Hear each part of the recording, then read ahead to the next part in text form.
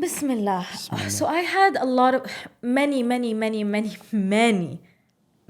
a question about what do I do when I'm with a man who says he loves me but doesn't treat me right. I'm not joking. Thousands. Well, Thousands around this premise. This is. I will have to add, Please. but daddy, I love him. So it's not just he loves me. She's also saying, but I love him. This is like bringing the antithesis of two polarities and trying to squeeze them into a bottle and say they will. I don't know. I'm trying to come up with anything that makes this state of falsehood clear in the mind. No, if somebody loves you, he treats you well. Yeah. But treating you well does not mean pampering you all the time. Because Yes. one of the tricks women fall for is being pampered by a man. That can happen for a short time because he knows what he's doing and he knows what he's getting out of it. Sometimes loving a woman means to stand the ground and protect her from her own entitlement. Yes, of course. But does he treat you all the time in this manner? Or there is let's say the complete array of human interaction between you and him. Okay, I understand that, but the question is, Bismillah, or the questions, the premises of it was that, he either lays hands, gaslights. Doesn't love you. Of course he doesn't love you. So this is where I'm trying to say people need to stop living in half-truths. And I mean it, especially when it comes to relationships. He treats me so poorly, so harshly, Doesn't so love you. 1, 2, 3. And then you want to continue to say, but he says he loves me. That's a half-truth and you're lying to yourself. And this is where I will say, you need to take accountability for the hand that you played in your own suffering. So you're saying it yourself that he treats me poorly but says he loves me. Now, who do I blame in this case for you remaining there? Who is You. at fault for you staying in that situation? You. Entirely. And I would add one thing. Go for it. If he looks like he's attached to you and he wouldn't let go, it's not because he loves you. It's because you've been the gutter which he spews his venom into. Thank you. You are an addition to his egotistical existence. You're his outlet because Thank you're an outlet that allowed him Thank to you. spew his venom. But wait till he comes over that moment and he dumps you or you dump him, and you'll see how he goes in his way very, very quickly. Or he might have this sick attachment and sick obsession with you, Yeah. which might lead to harassment, chasing, Stalking. and God forbids even criminal acts. Because you're not an individual for him. You are an extension of that sick ego that he Yes, carries of around. course. Be careful. Be really aware of that. Yeah. That I fully agree with what you're saying. I really want to emphasize the woman's role in remaining in that situation, because with the messages that I've gotten, and you cannot deny it, there is a level of self-awareness if you are sending me that. Do you get what I'm saying? Yes. There's a level of, no, I understand that something's fundamentally wrong here. Yes. And I understand that he's not treating me right. And I understand that this has become borderline toxic. Now,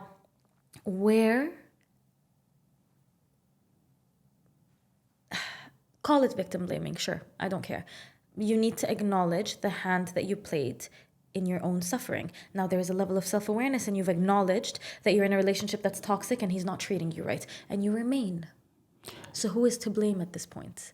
You. Now what do you do here? It no longer has to do with what he's doing. This is where I'm saying, now at this point it has nothing to do with how he is. It has nothing to do with how he is. He is the way he is, and he has been from day one, right? And you might have been blinded by it, being love bombed, yada yada. Now we've reached the point where you've woken up and you're like, something's wrong. So me as Layla, what I'll tell you is, he means nothing to me now. I don't care for the abuse that he's inflicting. I care for the abuse that you are accepting. Please do not try to change a man. He Yes. is what he is. Yeah.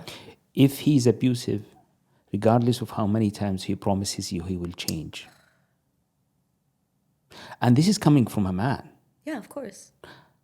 He will be abusive for the rest of his For the life. rest of his life. And I will add another thing, because I've had also some of my girlfriends call me with certain things that they're going through, and very, very real things that they're going through, very everyday things that women will face with men and vice versa. And I said one thing, and I will say this truly, I'll say it from my chest. If you compromise now, And I'm saying compromise negatively. It's not the compromise where it's a beautiful give and take healthy relationship. I'm speaking in the negative sense of compromise. If you compromise now, you will compromise for the rest of your life. You see, you need to set boundaries and boundaries of time. I'm going to give this that much of time. I'm going to give this that much of trial. Not always. If you are being kind of not sure Okay. of the situation, Grace period, fine. a grace period, Fine. and then you need to take action. Affirmative action. Affirmative Definitive action. I really wish I could just tell girls, just do it. Just set your boundaries and set your standards and just abide by them. Set them in stone. I'll tell that to girls and boys. Tell that to I know, men but also. we're answering the question of a girl here. So that's why. You see, there is an issue with women. They tend to leave relations much, much higher than men do, which is because men can't tolerate. You mean women give up sooner or like back out sooner? Yeah, they change their mind. There are many psychological factors that go on. Yes, that. I understand. That's why I will not go ahead and openly encourage women just to dump and because there is this tendency to title actions. Like he's narcissistic, he's aggressive, he's this, he's that. But in reality, none of that. Yes, now the labels are being thrown around way too easily these days. I fully agree. But I want to make it clear, we're talking about really, genuinely abusive relationships. Yes. So because I don't want this to be used as an excuse for to just give up and just not work hard at something that is worth giving the time to. I fully agree. I fully agree. Now, something that I will say, just to help to close this question, because it will help you get out of something bad you're in now, and it will also help you in the future not get into something bad again or to begin with entirely. And this is something that I've really put into a clear vision this past week. And this applies to men and women alike. You need to set your non-negotiables in stone. So you need to pick a day where you know you're feeling good and your mind is clear. It's not being fogged up by any emotion or problem that's taking place in your life. And you need to sit down and you need to set your non-negotiables in stone. Now, don't ask me an example of a non-negotiable. This goes back to you. Non-negotiables can be anything from how a guy speaks to you, to the value he adds into your life, to the value he also allows you to add into his life. Because a non-negotiable for me could be how I want to love a man. You know what I mean? And if he does not accept love with grace, that's also a non-negotiable. So you set your non-negotiables in stone. And what I mean by in stone, I mean that they do not waver based on your emotions. That means you could have been with him for a month, a year, pregnant with his second child. If this non-negotiable is not being met, you need to take a serious step back because they don't waver based on your emotions. Emotions tend to cloud a person's actions. It's when we tend to color red flags pink and yellow and blue, and non-negotiables are non-negotiable. Or the contrary. What do you mean? Where we see imaginary risk and imaginary situations where a simple act of a man or a woman is being taken completely out of its out of context into an extreme. Yes. I agree. But non-negotiables are different. Non-negotiables, Baba, they're clear and they have nothing to do with like a little example or whatever. A non-negotiable, it's very clear. It has to do with like the bare minimum of how you expect to be treated, how you want to be treated, how you also want to treat your partner. Non-negotiables, it's not those little things. A non-negotiable is a non-negotiable. You remember when you were a young girl and I used to tell you, don't tell me that man loves me. Show me what he does for you. Show me exactly. Yeah. Show me what love means for him. Because if you love, I used to give you this example. If a man loves a woman, he gives her the best he has. Yes, of course. If you love a criminal, God forbids, he will come and bully others for you. Yes. He will. I understand what you're saying. Of course. Of course. But do you understand what I'm saying by the non-negotiable? This is where I will be really honest with you. At least on my end, what I've seen women go through, this is where they get lost. They think they have their non-negotiables and it's just haki bil-aade while they're sitting with their girls.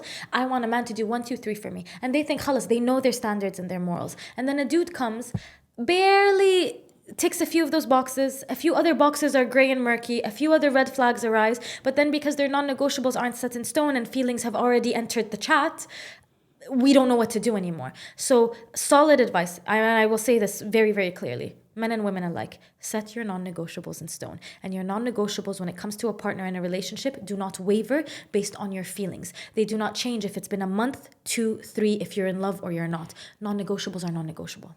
If you allow me, I would add a simple point to that. And is that people find themselves into relationship and then they start to set those negotiable and non-negotiable.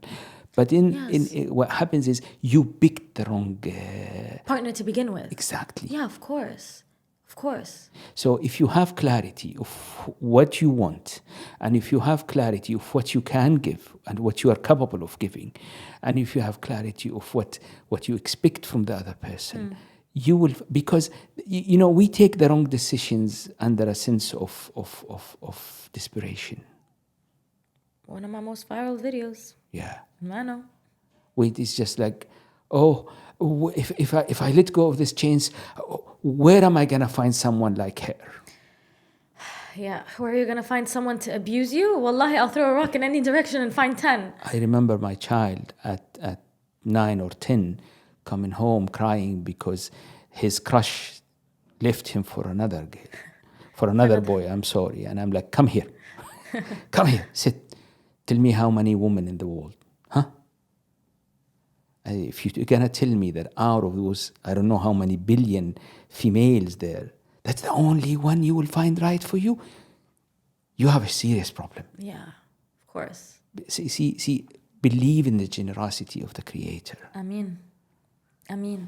I always say this, life doesn't start and end with this person who didn't treat you right. Life starts and ends with God. There was a question about the cycle of... I don't know how to find it. Okay, but just to wrap this part up,